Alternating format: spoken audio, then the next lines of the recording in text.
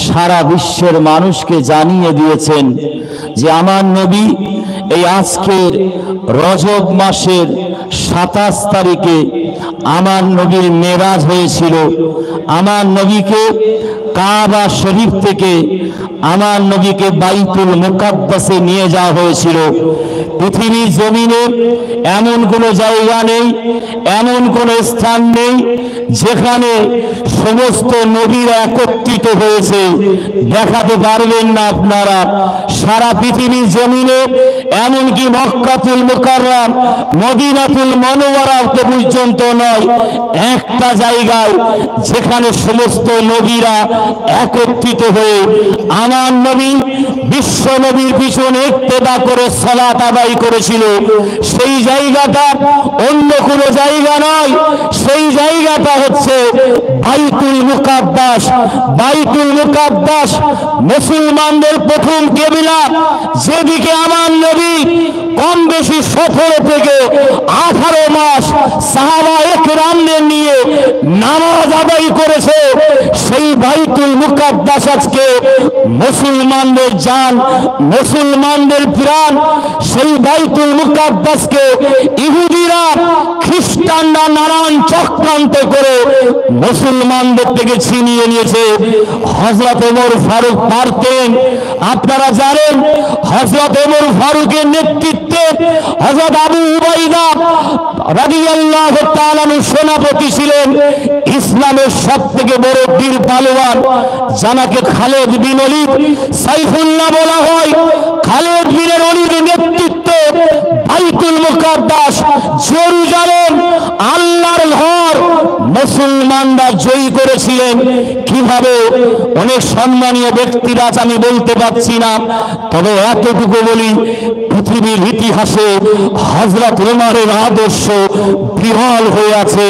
তাই মহাত্মা গান্ধী ভারতবর্ষে যার টাকায় ছবি আছে, আপনারা জানেন মহাত্মা গান্ধী পর্যন্ত বলেছিলেন, পৃথিবী আমি জীবনে অনেক মনীষীর লাইফ স্টোরি পড়েছি, কিন্তু মুসলমানদের একজন মনীষী যিনি হচ্ছেন হযরত ওমর, যার লাইফ স্টোরি পড়ে আমি তার জন্য দেওয়ানা হয়ে গিয়েছি।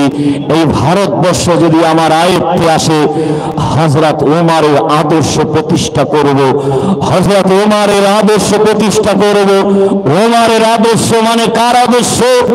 ওমর কোনদিন ফারুক হতে পারত না। আমার নবীর আদর্শ মানার জন্য হযরত ওমরকে আমার আল্লাহ বিশ্বের দরবারে ফারুক করে দিয়েছে।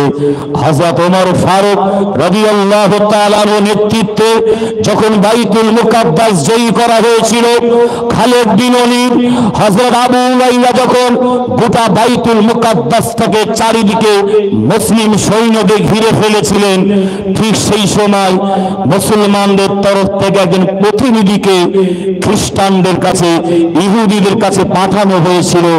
আর বলা হয়েছিল হযরত ওমরের তরফ থেকে আমরা এসেছি, মুসলমানদের বাইতুল মুকাদ্দাসের চাবিটা মুসলমানদের হাতে দিতে হবে। যদি আপনারা না দেন তাহলে যুদ্ধ লড়াই শুরু হয়ে যাবে। ইহুদিরা গোপনে তদন্ত করলো, মুসলমানরা ঠিক বলছে না ভুল বলছে। চারিদিকে বাইতুল মুকাদ্দাসের চারিদিকে গুপ্তচর, গুপ্ত মানুষকে পাঠিয়ে দেওয়া হলো, দিয়ে দেখছে সত্যিকারের মুসলমানরা বাইতুল মুকাদ্দাস ঘিরে নিয়েছে। তখন ইহুদিরা ষড়যন্ত্র করে বলেছিল, বাইতুল মুকাদ্দাসের চাবি আমরা দিতে পারি, তবে একটা শর্ত আছে। কি শর্ত?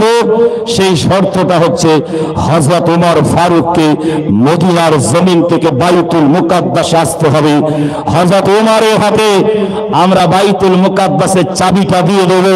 মদিনা শরীফে খবর এসে গেল, হযরত ওমর ফারুক মদিনার মসজিদে নববীতে আলোচনা শুরু হলো। সবাই বলল, আমিরুল মুমিনিন আপনি যাবেন না, ইহুদিরা হচ্ছে সবথেকে নিকৃষ্ট জাতি পৃথিবীতে, এরা আপনাকে শহীদ করে দিতে পারে।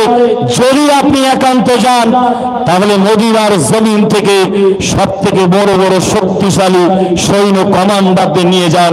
হযরত ওমর আওয়াজ দিয়ে বলেছিলেন, তোমরা কি নবীর কথা ভুলে গেছো? নিমাল মাওলা ওয়া নিমান নাসির। আমার নবী বলেছে যারা আল্লাহর হয়ে গিয়েছে আল্লাহর সাহায্য তাদের সঙ্গে আছে। ওমরের সঙ্গে কাউকে যেতে হবে না, একটা ঘোড়া নিয়েছে, সাথে গোলাম